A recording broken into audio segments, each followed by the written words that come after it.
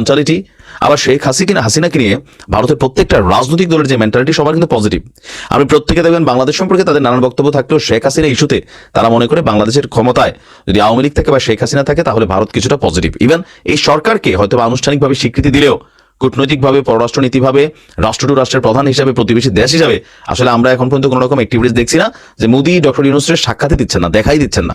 Doctor Yunus চেষ্টা করছেন তার সরকারের মাধ্যমে।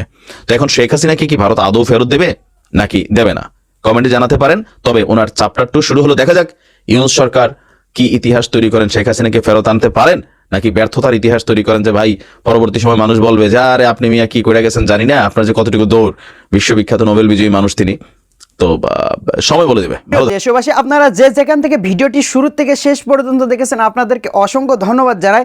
আর যারা এই ধরনের নিউজ লাইভ দেখতে ভালোবাসেন তারা অবশ্যই ইউটিউব চ্যানেলটি সাবস্ক্রাইব করে রাখবেন আর এই ভিডিওটি শেয়ার করে অপর ভাইকে দেখার সুযোগ করে দেবেন। তাহলে সবাই ভালো থাকবেন, সুস্থ থাকবেন। দেখা হবে পরবর্তী কোনো দেশের আপডেট খবর অথবা নিউজ নিয়ে। আসসালামু আলাইকুম।